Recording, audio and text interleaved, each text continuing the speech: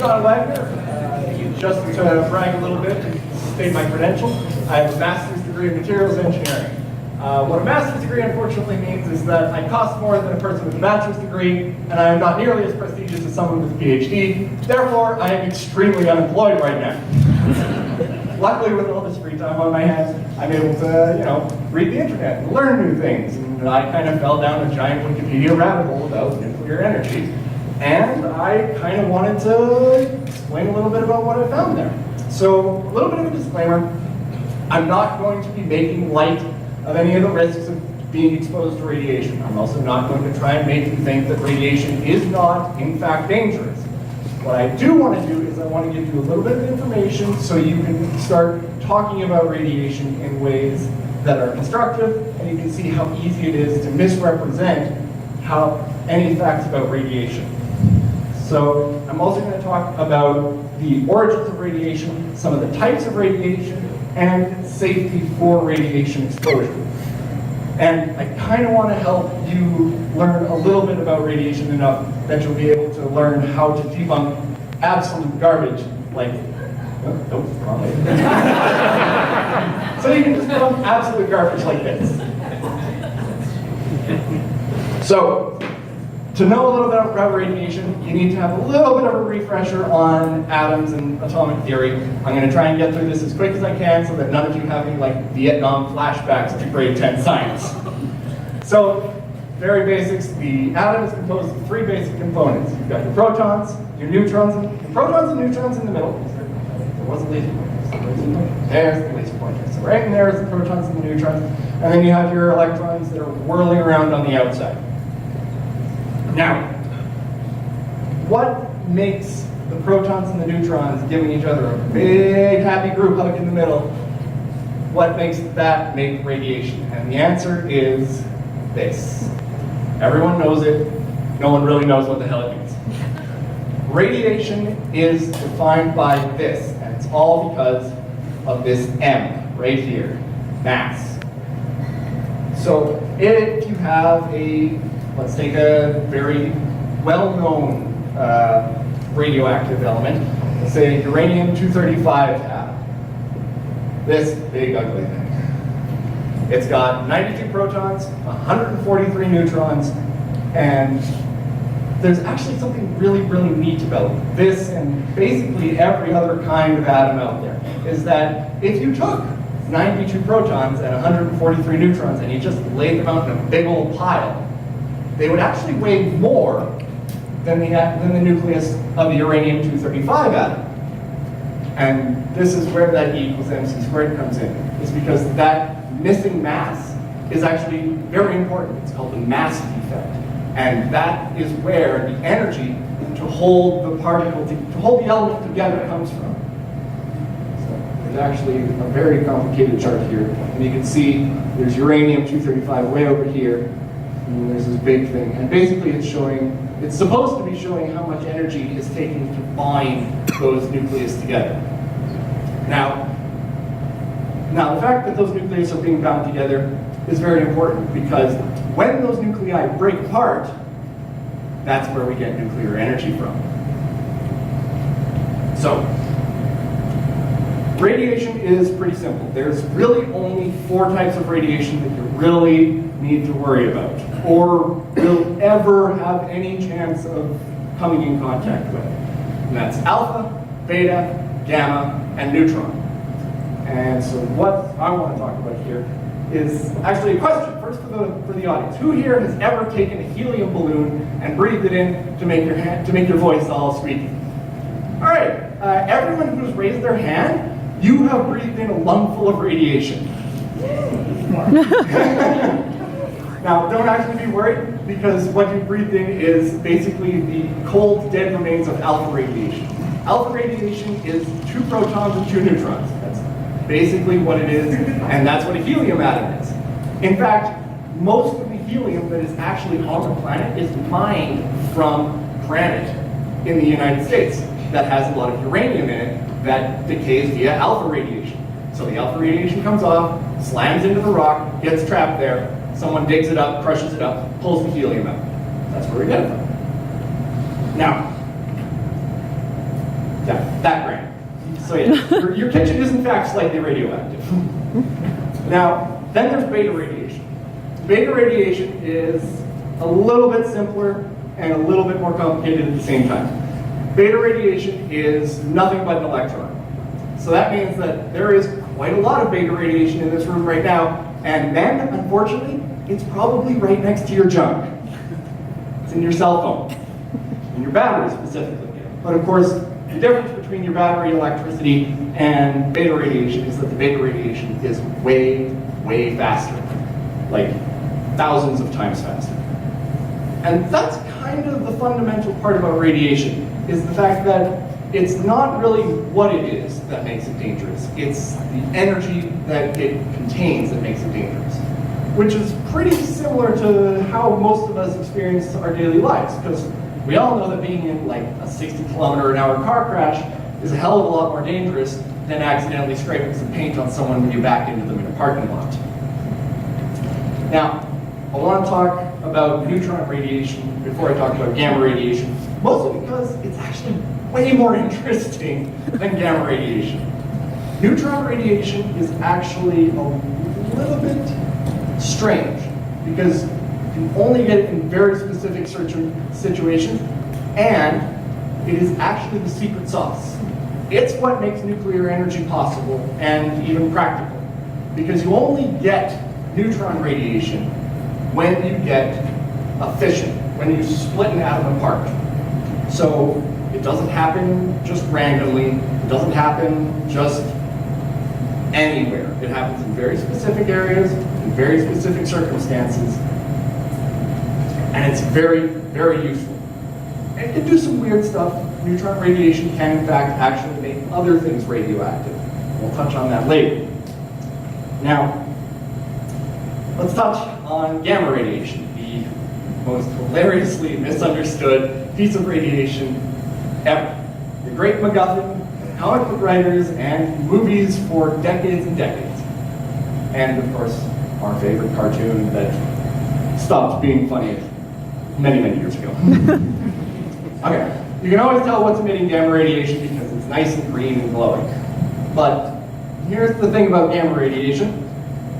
It's not very actually dangerous. It's kind of common, but no one really knows a lot about gamma radiation unless you work with gamma radiation. Most people, when you ask about gamma radiation, will say it's kind of like X-rays, right? But a little bit worse. And that it gives you cancer. But it also can help us cure cancer. So, what is the important part about gamma radiation? Well, basically just that it's kind of just always there, but not actually as dangerous as people think. Now, it does not, in fact, make you turn into the Incredible Hulk. Everyone knows this. Luckily, he does keep his pants. Now, as an engineer, you know I love my reference books, and according to this particular one, which is the table of isotopes, 8th edition specifically, there are several thousand isotopes that produce gamma radiation. Sounds pretty scary, doesn't it? Sounds like you're constantly getting a giant bath of this stuff, and everything is constantly showering you in it. But it's not.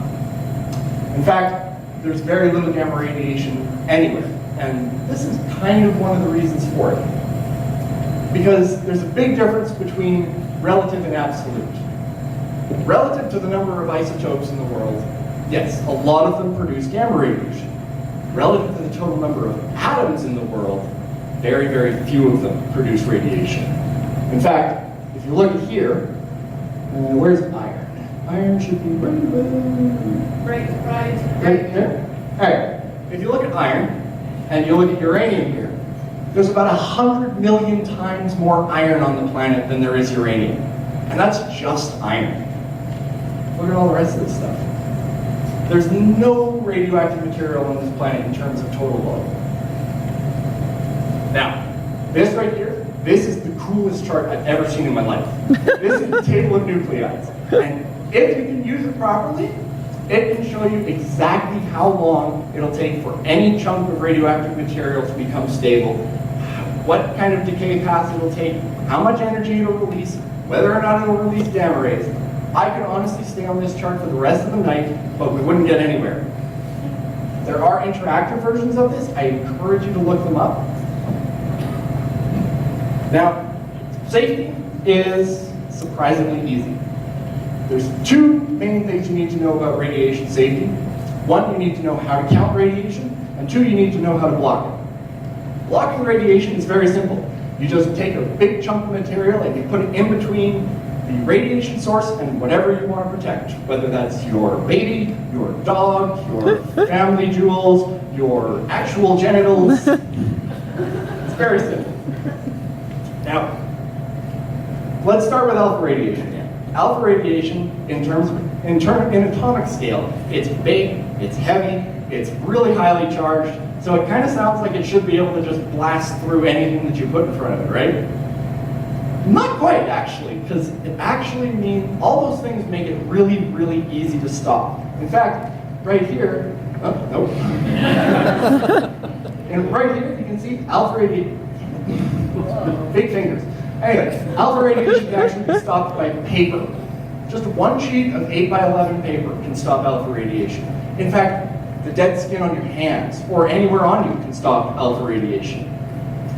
So, as long as you follow these guys, you don't have anything to worry about alpha radiation. Now, remembering that beta radiation is just a really tiny electron, does that mean that it's some kind of like radioactive ninja? It can sneak into your house and give you cancer no matter how much lead you sleep under? Beta radiation is actually almost as easy as alpha radiation to stop. It's electricity, basically. So basically all you need to do is put something conductive in between you and whatever's giving you beta radiation. In fact, there's a whole set of really, really cool devices that used to be run on beta radiation. They were called beta voltaic cells. You would take something that created beta radiation and you would sandwich them between conductive plates of whatever. And you would just harvest electricity for the half-life of whatever material that you were using. It was really cool. It used to be used in pacemakers. And then people kind of got a little bit uppity about, hey, maybe we should put a radioactive source in Grandpa. Okay, back to neutron radiation. Here's what is arguably the most dangerous type of radiation. And it's kind of due with how neutron radiation is blocked, and because of some of the abilities of neutron radiation. Neutron radiation can actually make other things radioactive, and that's because neutrons can actually be absorbed into other atoms. Generally, this is easier to happen with larger atoms, so something like lead or, I don't know, like osmium or tin or aluminum, things that are slightly larger. The way that you block neutron radiation is you bounce it around like a billiard ball. So you bounce it off of really light things like carbon or hydrogen or oxygen. So water makes a really, really good neutron shield. Unfortunately, water and carbon and boron and phosphorus, these are all things that you have a lot of in your body, which makes neutron radiation really easy to stop inside you. I think we all agree this is not where we want radiation. So, but on the plus side, all of these light elements are really, really cheap. So it's really, really easy to make shields from neutron radiation. So a lot of nuclear reactors have a hell of a lot of water in them. Finally, we're going to go on to gamma rays. Gamma rays are pretty boring because they're not actually a particle, they're a light wave, but they don't really behave like a wave because they're so high energy. So you kind of have to, and you can't really slow down a gamma ray because it's a light wave, so it always travels at light speed. So you have to kind of dump its energy by hitting other atoms and kind of showing off in fireworks style. But, so the way to break down gamma rays and stop them from getting through is basically just to put the biggest chunk, the densest material you can possibly get in between you and it. And as you can see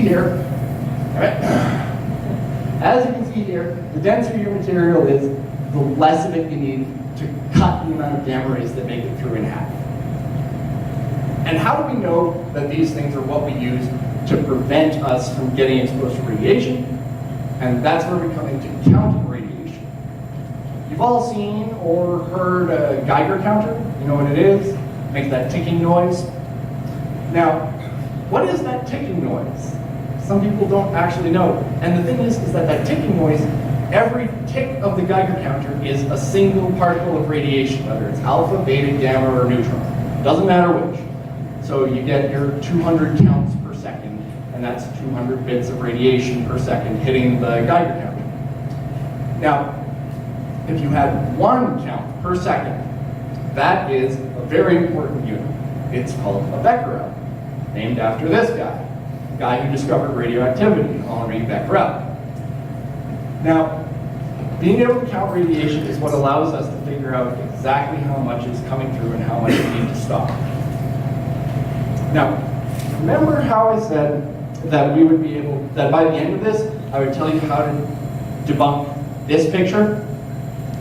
Okay, so everyone remembers Fukushima. 2011, tsunami hits the coast of Japan. Reactor gets swamped, things blow up, everyone's worried that everything is poisoned forever. According to the International Atomic Energy Commission, Fukushima released 900 million billion becquerels of radiation into the Pacific Ocean. Sounds like a lot, doesn't it?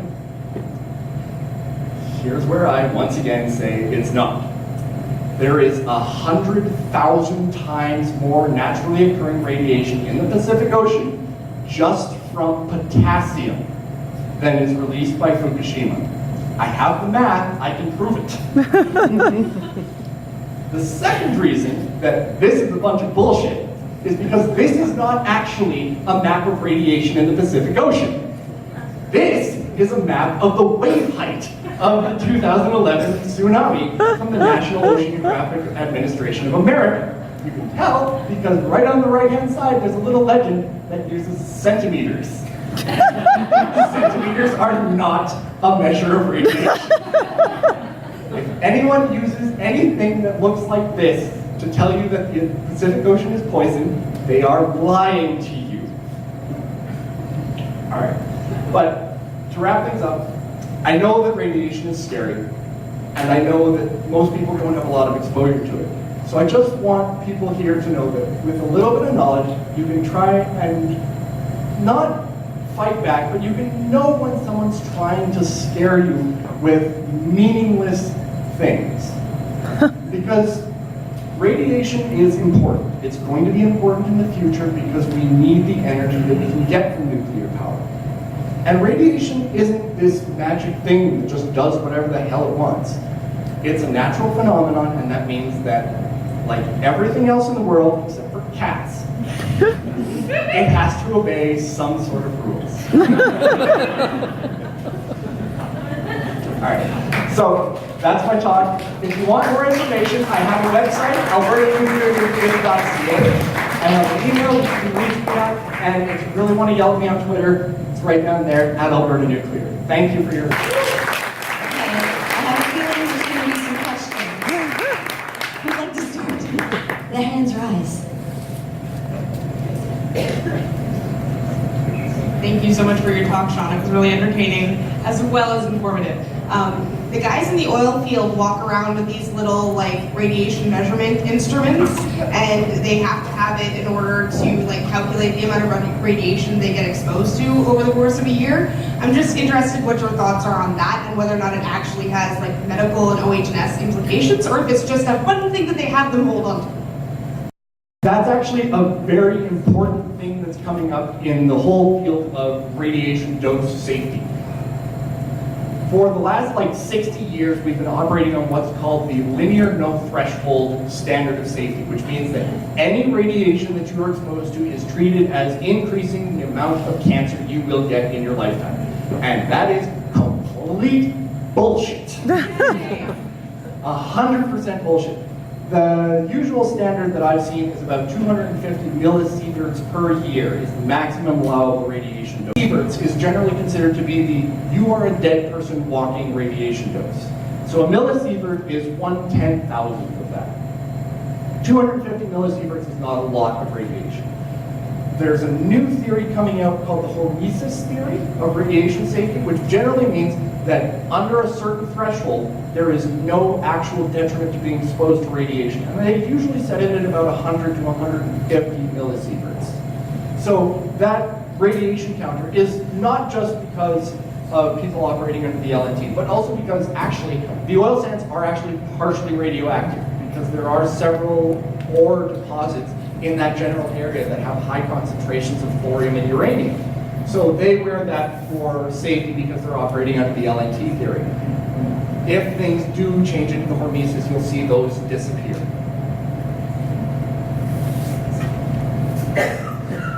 Hi, thanks for your talk. I'm a sushi lover. So let's pretend I'm a millionaire and I start eating sushi every day for every meal. Well, how much sushi is too much sushi in terms of radiation? You'll die of mercury poisoning long before you die.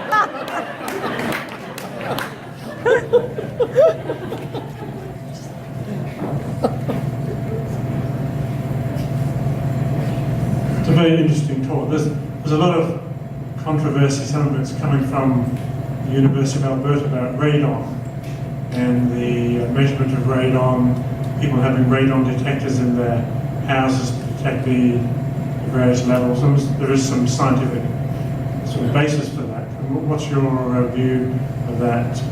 Radon is dangerous. I'm not going to say radon is not dangerous, and mostly it's because radon kind of deals with this. Radon is an alpha emitter. If you get alpha radiation in you, it will mess up a couple of your cells, and it's very probable that it might give you cancer if you get it in high doses. And since you're just breathing radon in, it's very likely that it'll get into your soft cells and you won't have any protection from your skin. So I'm 100% for any preventative measures for preventing radon exposure for anyone, because radon is actually dangerous. The problem is that radon isn't actually that common, because if I remember correctly, radon is a decay product of uranium or thorium. I can't remember which one. I think it actually might be both of them. But so as you can see down here, thorium and uranium are very, very low concentrations in the makeup of the planet. But it's one of those things that the risk of high concentrations of radon are actually severe enough that it is worth being preventative about radon exposure. All right, we're going back here.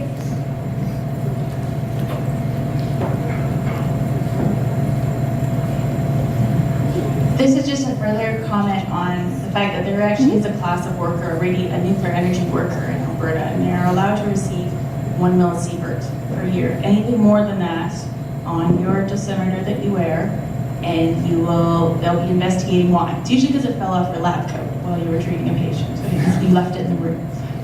So there are very low levels that we're required to have. And I'm someone who holds a license to nuke tumors. That's what I do all day, and that... Hashtag half-lives, save lives. Well, your chart there showed that 500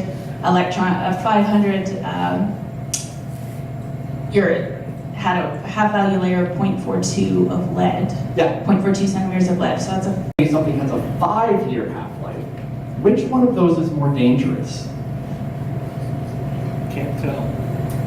Incorrect. You can't tell which one is more dangerous. And the answer is the 5-year one. The reason for that means is because since radiation is in fact governed by the conservation of energy, you can't have something that just emits an infinite amount of energy. So a half-life determines how quickly all of the energy of a radioactive material gets emitted from it. So something with a really short half-life becomes safe much, much faster. But it also releases a lot more radiation in the same amount of time. So it is in fact more dangerous.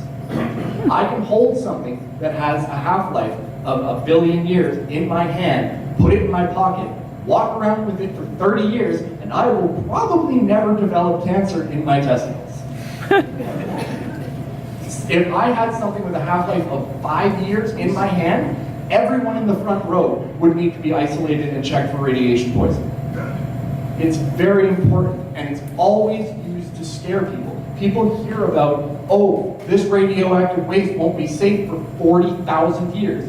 oh, this radioactive waste is going to be there for 100 million years. Who gives a shit if it's going to be there for 100 million years? I could lick it and it would be fine. Radiation, the stuff that needs to go away, goes away quickly because it's very radioactive. That's why we have things like dry cask storage and those pool storages that you hear about on sites at radioactive facilities. It's there for safety, and it's there because that's the safest way to make sure that it is stored without harming anyone. Because once that really, really radioactive stuff gets taken out of it, just by its natural decay, you can pick it up, you can put it into a big cask, or you can bury it underground, and it won't bother anyone. Awesome. Thank you so much, Sean. It was very enlightening.